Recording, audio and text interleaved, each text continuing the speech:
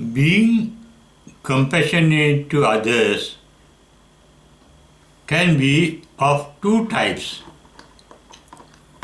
One is self-centered, the other is non-self-centered. Self-centered compassion has some ulterior motive in it. Non-self-centered motive has no ulterior motive. It is based on empathy. You feel for the other as if you are feeling for yourself. That means you get identified with the other person without a conflict, a distinction between you and the other. That is what is meant by empathy.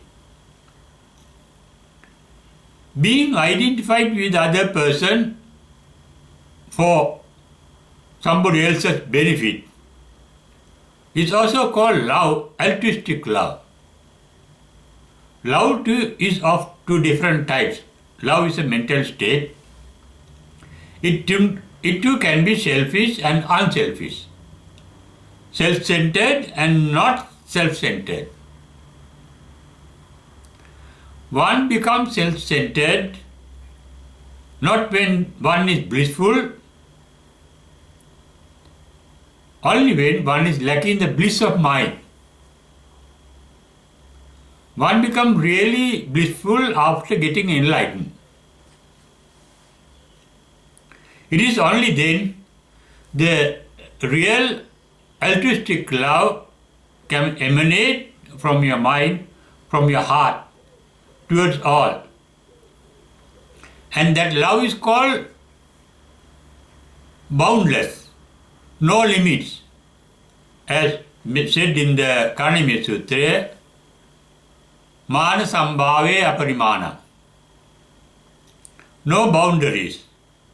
That means there is no boundary between you and the other. As said in the Bible by Jesus Christ, do unto others what you expect them to do for you. That means without the discrimination between you and the other. When there is real compassion, you have the same love and compassion for both your friends and your enemies, both your relatives and the strangers. There's no difference between that the person is dear to me or that another one is not dear to me, or that a person is pleasant and you are interested in helping that person, another person is unpleasant, you are not interested. There is no discrimination between pleasantness and unpleasantness. That is boundless compassion, boundless true love. And that true boundless love is called metta in Pali, in the Buddha's language. Buddha referred to four aspects of a sublime state of mind. And that sublime state of mind called brahmacharya. Brahma means sublime. Charya means behavior. Behavior means the behavior of the thoughts, behavior of the words, and behavior of the deeds. Bodily behavior, verbal behavior, and mental behavior. All emanating unselfishly, without any selfish motive, for the benefit of the others. And that is the nature of a pure mind, a purified mind. That mind is reflected in the entire nature. The nature is identified in some religions as an almighty God. In St. John's Bible, it is said, God is love. God is not a person, but being in love. That love is altruistic love. That is why Buddha said in the Bible, Sermon to the Mountain, that my Father in heaven, that is God, gives light and rain both to the good people and the bad people alike. No discrimination. The earth has no discrimination for the bad and the good, the pleasant and the unpleasant. It rotates and does its duty, the earth, for the good of all of us, because it returns. The sun gives us light and heat for the good of all, for the good and the bad. The clouds give us rain, both for the good of others, for the good of others who are good and others who are not good,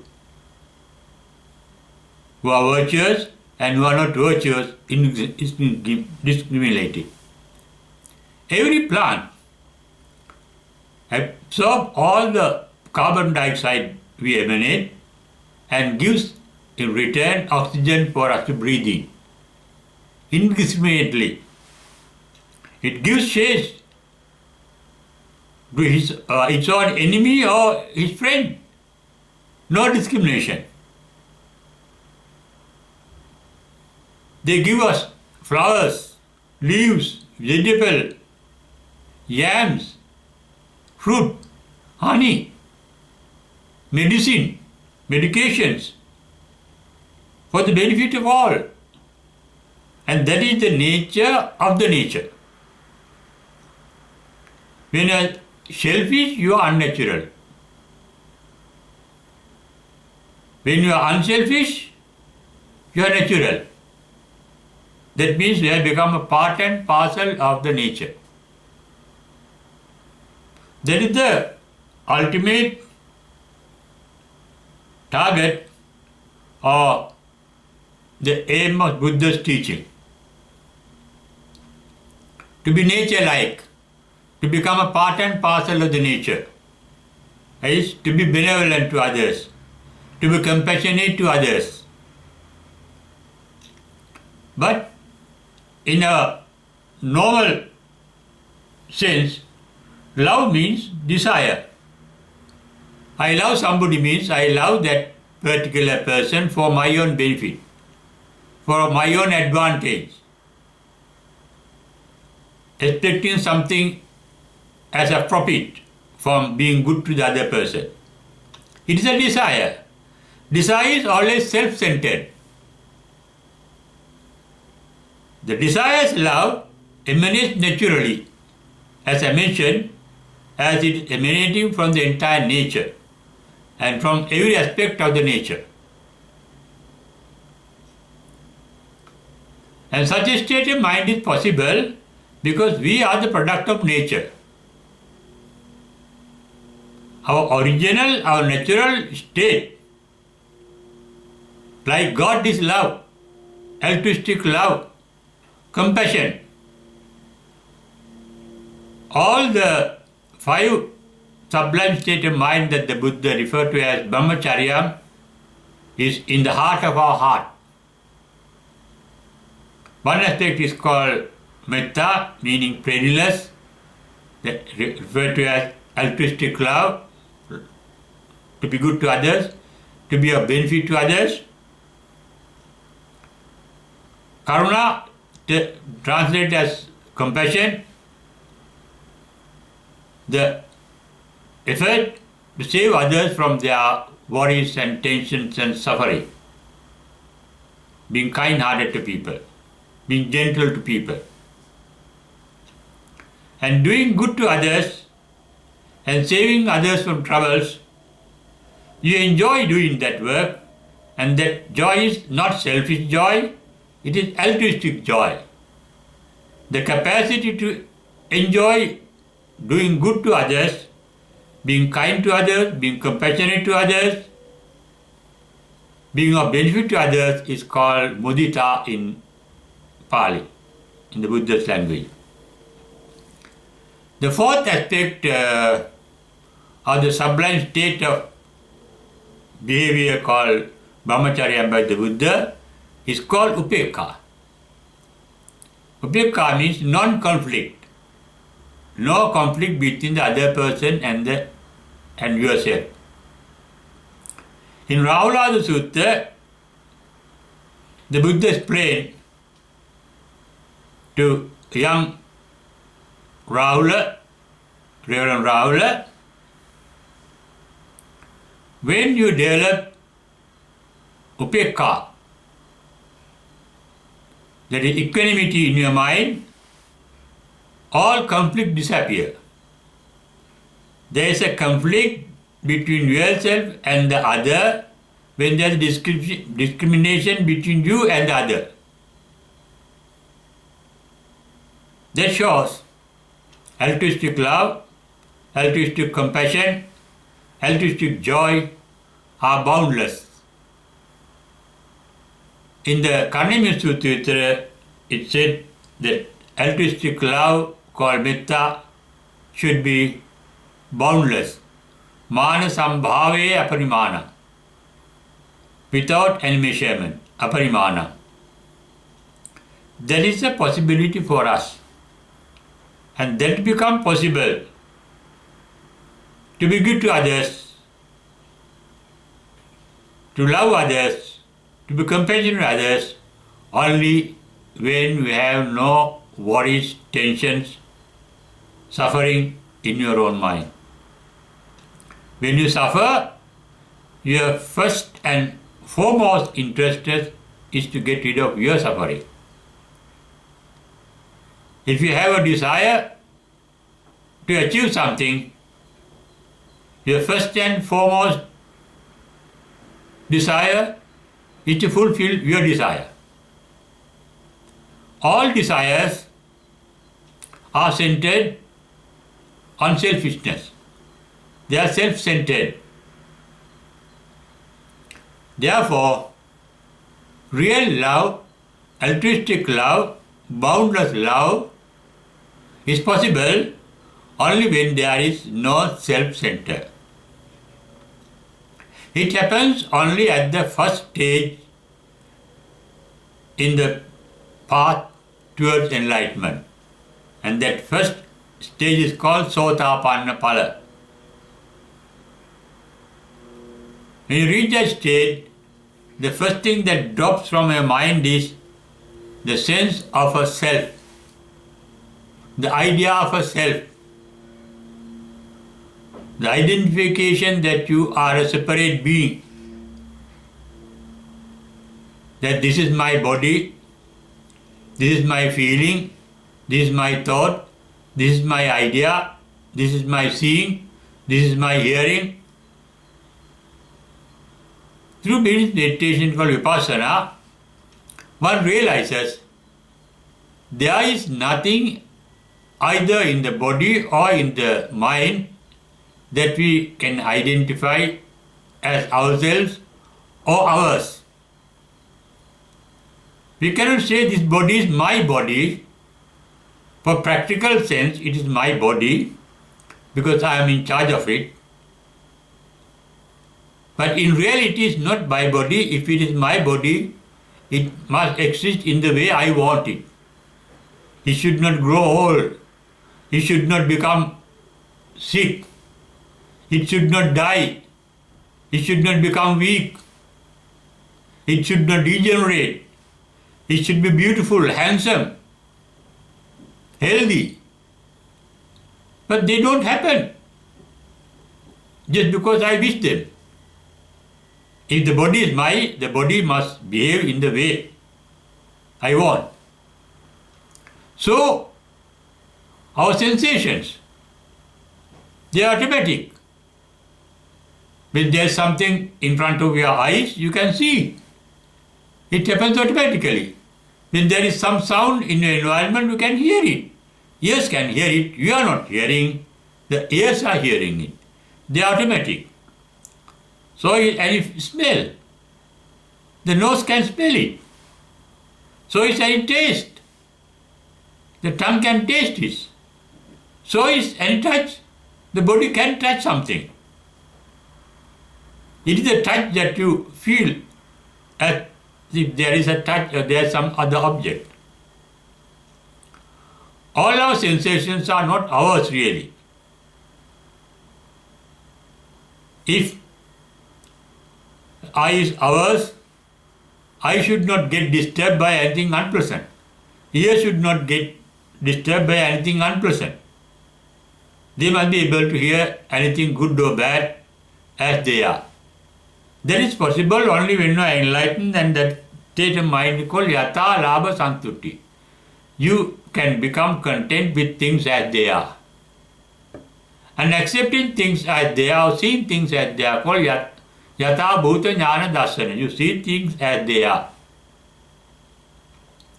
Some people are cruel, some people are kind-hearted, some people are generous, some people are greedy, some people are selfish, some are unselfish. There's a variety in this world. Some things are good, some things are bad. That is the nature of the world in which we live. The wise people can take things as they are. Just because some beings and some things are bad to you, you are not going to be bad to them in return. Because you have become part and parcel of the nature. Nature is love, full of love, kindness, compassion towards others. As the nature does, so you do good to others, irrespective of what they do is whether good or bad. And that is a sublime state of mind, that is a highly developed state of mind, and the nature of that mind is filled with altruistic love, altruistic compassion, altruistic joy, and non-conflict or boundlessness, with no discrimination between the right and the wrong, or the good or the bad. The capacity to accept things as they are is the real nature of a sublime state of mind. And such a mind is blissful only when there is blissful that you can be a blessing to others really. If you are suffering mentally,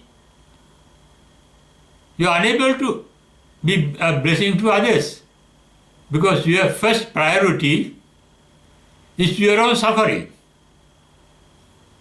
Therefore, people become selfish, people become cruel, people become self-centered when there is suffering in the mind. Therefore, in order to be lovable intrinsically, altruistically, compassionate intrinsically, altruistically, boundlessly, we have to be free from suffering. Suffering is a mental state. In fact, we have both physical suffering and mental suffering. The enlightened too undergo physical suffering, but due to those physical suffering, the enlightened are not suffering mentally, because they are able to take things as they are. Therefore, to be rid of mental suffering, we must be able to take things as they are, to face the reality of the life, to be realistic. You may be poor, then you have to accept that poverty as it is and make a reasonable effort to be rich. There's no harm. But not be worried about your poverty. Without worries, without mental suffering, you can make effort to be rich. You may be weak. You have to accept your weaknesses, physical or mental weakness, as they are. Yet, there is no harm in finding ways and means to reduce or get rid of your mental and physical suffering. When you are interested in your own suffering, you have no time, you have no space to be interested in others' suffering, to be compassionate towards themselves. The entire Buddhist teaching for 45 years aimed at the cessation of mental suffering, and that is called dukkha nirodha. Even after enlightenment, even after the cessation of all mental suffering, there can be physical suffering, but the enlightened ones do not suffer mentally. The Buddha too had a headache that he could never cure. He had a backache he could never cure. His passed away was due to dehydration of his body through diarrhea. He got sick. That is natural.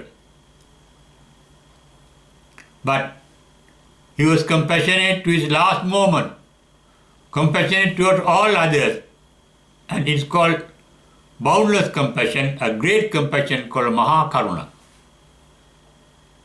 Little by little, we all can develop that compassion for others by taking the nature as an example. We are the product of our nature, and we have that natural intrinsic instinct to be compassionate towards others for their benefit without any selfish motive. And that is the outcome of a purified mind, a pure mind.